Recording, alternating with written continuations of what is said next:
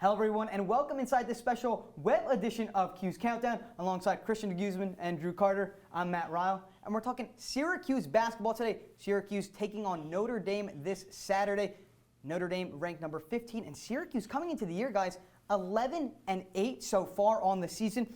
Is this even an NIT team at this point? You know, Matt, I think we might be looking at a team that might not even make the NIT, Christian, which is shocking considering Jim Boeheim said this was one of his most talented teams of all time, but they've struggled so much, can't win away from the Carrier Dome. They're really struggling, Christian, and I don't see it turning around anytime soon. We clearly underestimated the impact that the seniors of Michael Benajay, Trevor Cooney, even Malachi Richardson leaving this team last year. We clearly underestimated the impact that those three had on this Syracuse team. Not even the likes of John Gillen and Andrew White were even to really help this Syracuse team get back to its potential of last season.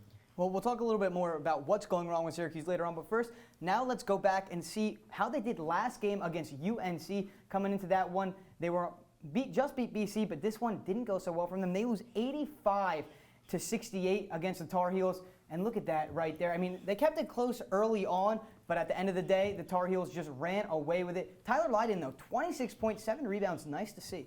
That's very nice to see for Lydon, who got off to kind of a slow start to the season. Not pictured on this screen as someone who really terrorized the Orange defense from range. Joel Berry hit some really nice long three-pointers, something that Syracuse has struggled to defend the entire season. And you see Hicks and Jackson there for UNC. Those big guys plus Kennedy Meeks just terrorized Syracuse on the glass all game long, and they also put up some pretty good scoring numbers, as you can see. Yeah, not pictured there is the rebounding deficiency between the two teams is very much skewed towards North Carolina. So let's now hear what Jim Boeheim had to say after this one. Actually took some positives away from it.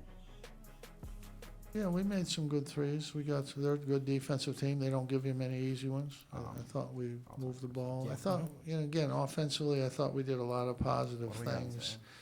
I think we have another we needed a couple more plays and a couple less turnovers, but we really needed a couple more defensive rebounds. I think that would have been a big difference in the game. You're not going to get that. They're going to get their share, but you can't let them get that many. Well, you heard there are actually some positives from Jim Boeheim after that. Were there any? You lose by 17. How can you really take that many positives away from it? Well, here's the deal, Matt. Let's be optimistic for a second. Let's look at the bright side. Syracuse only trailed by 7 points with about 8 minutes to play in this game against a North Carolina team that had been in the top 10 for pretty much every week of the season. Now check in at number 11. It's an incredibly talented Tar Heels team, and they're a pretty bad matchup for Syracuse as well, especially on the offensive glass, where the Tar Heels are the best team in the country and Syracuse is one of the worst at protecting the defensive glass. A terrible matchup, and considering that they kept it somewhat close, I think it's okay to take a little bit of a positive away from this game. I don't see any positive that you can take away from this game, especially when the front court of Syracuse over-rotated so many times to try and cover the perimeter shooters of UNC that had left Kennedy Meeks, Justin Jackson, Hicks wide open underneath the basket for easy points. And you can't do that against a team with the quality of the Tar Heels. Yeah, I mean, the interior defense has been a problem for the Orange all year. But what else has been a problem for them? They have been up and down all year. What has been the main reason for their inconsistency? Well, it's not just the interior defense, Matt. I mean, the whole unit kind of works collectively, but if you look at the top of the zone, Christian, John Gillen at the point guard, Andrew White III at the shooting guard, individually they should be pretty good defenders, but getting thrown into the fire of the 2-3 zone, I mean, Jim Boeheim has said this. They're fifth-year players, but it's almost like they're freshmen coming into that scheme because it's really hard to learn and it's difficult if you're at the top of the zone to protect the high post and prevent those entry passes. Once you get it to the free throw line, you're toast if you're running a 2-3 zone, and that's what we've seen with those two guys at the top. Especially, it's surprising that John Gillen really hasn't been able to take the defensive load that maybe Michael Benajay and Trevor Cooney did last year. Jim Boeheim saying earlier in the season that Colorado State, the previous school that Gillen played at, was a defensive primary team. Yeah. And so the likes of him, the length of even Andrew White, it's really surprising that this team hasn't been able to produce the turnovers as past Syracuse teams has. I mean, you mentioned that length, though, of Gillen. Is he really long? I mean, he's a small guy. That's very true, he's nothing like Cooney and Benajay, who were not just fifth-year seniors. They had played in that for a few years. And the thing with Gillen is he's probably 6 feet tall when he's wearing high heels. I mean, exactly. The guy doesn't have length on a good day. And if you think of the best guys at the top of the zone. Almost as small as me.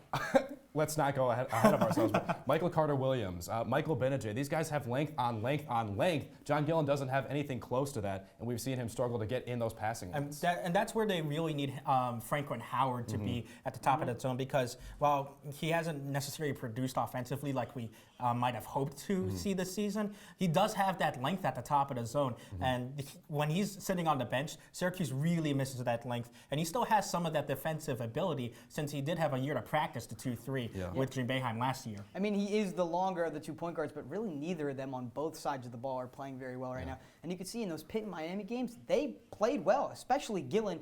And with that point guard play of Syracuse, they play well. Syracuse typically plays well. Now let's look at the ACC standings here. Syracuse coming in at number 8 here. I mean, big surprise. Duke is actually behind them at number 10. But you have FSU number 1 in the ACC. A lot of young players, Drew.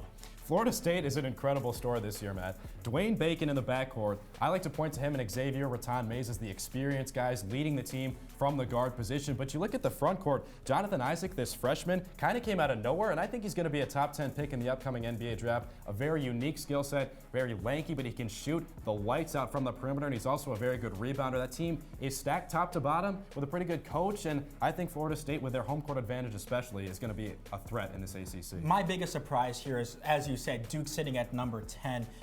They had so much talent coming into this beginning of the season. You know, Harry Giles, Jason Tatum, and then Luke Kennard and Grayson Allen really leading the charge for Duke, but it just really hasn't clicked, especially maybe with some of the court distractions that probably Grayson Allen unfortunately might have contributed to. I guess you could say the Blue Devils have been tripped up this year, man. Oh, yes. You know who hasn't been tripped up? Syracuse's opponent, Notre Dame. Yeah. And a big reason why, you know, you lose Demetrius Jackson, you lose Zach August, but a couple big guys stepping up into here to that starting lineup. So let's take a look at that Notre Dame starting lineup. You have Matt Farrell, who's come in and played admirably in that point guard spot. Well, Matt Farrell and especially Steve Vasturia, those two I really want to focus on. They're both shooting over 40% from three-point range. That's going to give the Syracuse guards a really tough time defending both of them, especially with Farrell's passing ability. You mentioned earlier how penetration in that 2-3 zone means that it's completely over, especially with the defending that we've seen from this Syracuse front court. Farrell has great vision, and he and Vasturia can pop it from range. It's going to be very tough for Syracuse to even have a chance at defending Notre Dame. And another guy who can pop it from three-point range, VJ Beacham in the front court. He's 6'8". He's a 3-and-D player. Takes nearly 6 3-pointers per game and hits them above 37%. But the guy I want to focus on is Bonzie Colson, who's legitimately, with how good Notre Dame has looked this season, Bonzie Colson is a legitimate National Player of the Year candidate, averaging 15 points, 10 rebounds, and very efficiently as well. He's a tremendous player. This whole starting lineup, Matt, is just loaded. I mean, you look at Martinez Gevin, too. You guys, the only person you didn't touch on here. But it's top to bottom, Farrell, Vasturia, Bonzie Colson, VJ Beacham, and Martinez Gevin. Very solid Notre Dame team. So it's going to be tough. And speaking of those starters, that entire team has done well this year. Let's see how they stack up against Syracuse, how both teams compare to each other. You see that Notre Dame has the edge in points per game, 81.1. And look at that three-point percentage, right about 41% there. That gives them a big advantage. And, you know, Syracuse is right there at 38.9, but De Guzman, you know, that's my biggest surprise there, that Syracuse is actually sitting only about 1 to 2 points and percentage points behind Notre Dame in three-point percentage. Yes, those numbers are a little inflated, as you said, because of great games against Pittsburgh and not only a couple of days ago against Boston College. So if Syracuse can show a little bit of that consistency like they did against Pittsburgh and some other great wins that they had where they really lit it up from three, they have a chance against the Fighting Irish. Well, I'm going to look at it from the other side, actually, Christian. If you're shooting nearly 39% and you're still struggling as much as Syracuse had this season, that's only going to regress. I don't expect the Orange to be shooting that much better than they are right now from downtown, Matt. And that's something that you think is a little bit volatile if you're Syracuse. It's not really something you can rely on. You live by the three, you die by the three. Right now, they're technically living by it because they're shooting it well, but they still can't get a win. I think that's a pretty bad sign. Yeah, and they really have been shooting it pretty well all year. It's been one of the more consistent aspects of the team. Now, we've looked at the two teams. Let's talk about the game now, the matchup. What are your keys to the game for the Orange? Now, Matt, my key to the game for Syracuse is free throw defense. Now, hear me out here. Hear me out. Notre Dame, that's a thing, but we'll give it to you. Notre Dame leads the nation in free throw percentage at nearly 83. And if the season were to end today, that would actually be an NCAA record. I wonder who Christian. gave you that stat. I know. It's someone behind the scenes for sure. Now, Syracuse is 6th in the country in free throw defense at 63%. We know that's obviously an entirely luck-based stat, unless Jim Boeheim has some sort of magic spell that he casts from the sideline. But my point here is, Christian, Syracuse has to get extremely lucky to win this game. You got to have them missing free throws. You got to have Notre Dame missing three-pointers. You got to maybe have someone getting injured if you're Syracuse and you want to beat Notre Dame in South Bend. I think it's a tall task for the Orange, and it comes down to luck against a team called the Luck of the Irish. I mean, I don't know. Good luck. Good luck getting that luck. Well, clearly the fans at Notre Dame have done very good to keep it a nice, calm atmosphere for the Notre Dame Fighting Irish to shoot their free throws. But my key to the game, Matt and Drew, it has to be the guards attacking the basket. And that way, when you have John Gill and Frank Howard, Andrew White, even Tyus Battle attacking the basket and getting to the rim, they can free up space for the likes of Tyler Roberson and Tyler Lydon to get some easy points, kind of like what happened with Syracuse against UNC. Have the defense commit players to an attacking guard and really free up the big men in the paint to score. That's got to be my key to the game. The guards have not been good at even finishing at the basket either. Andrew White and John Gillen have been very weak when they attack the basket. At least some strength to see from them in order to try and draw out some Notre Dame defenders in order to really open themselves up. Yeah, you definitely haven't seen the guards attacking the way Benajay did last year. And another real question is, I'm slipping my name there, but is Dajuan Coleman ever going to step on the court again for the Orange? It's very, very, very unlikely unless he shows Jim Boeheim something. He's played 1 minute in ACC play. You know one. What? You can't question the great Jim Boeheim.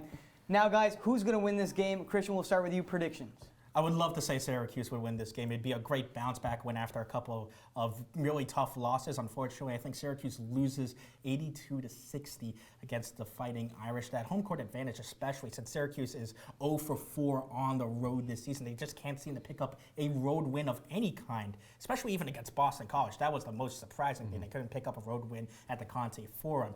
But if these guards can't attack, and especially if Tyler Lydon and Andrew White are cold from 3, Syracuse doesn't even have a prayer in this game. I'm going on the same line of thought, Christian. I've got 84-68. Notre Dame comes out with a win. They haven't lost in South Bend. Syracuse hasn't won away from the Carrier Dome. It's really that simple. Notre Dame's offense is great. The Orange's defense is pretty leaky. I think Notre Dame pours it in. 68 for Syracuse, 84 for Notre Dame. I don't really think it's particularly close. Well, Syracuse gets hot, you never know, but it could easily be 82-60 Syracuse. I don't see it happening. And another thing to look at, Syracuse has had Notre Dame's number recently. That's just another food for thought there. Final question here before we go. Not much time left. Is this Syracuse sitting at 11-8? Is this a must-win game for them? Do they need to absolutely win this game? It's tough to say because we just talked about it's not a great matchup for Syracuse, but you need double-digit wins in the ACC considering what they did in non-conference play and considering the teams in the conference. I think it might be a must-win, Christian. Especially this team not having a win away from the Carrier Dome, as we've mentioned. You need that also on your resume to show that the committee that you're worthy of winning on neutral courts even. And so Syracuse needs something like this big win in order to pad their resume, which is already weak. Yeah, definitely a weak resume so far. So both our analysts saying that this is a must-win game for Syracuse, and it tips off at 12 on Saturday in South Bend. So we'll have to see how it goes down. But that'll do it for this special web edition of Cuse Countdown. For Christian De Guzman and Drew Carter, I'm Matt Reil. Have a good one. Enjoy the game, everyone.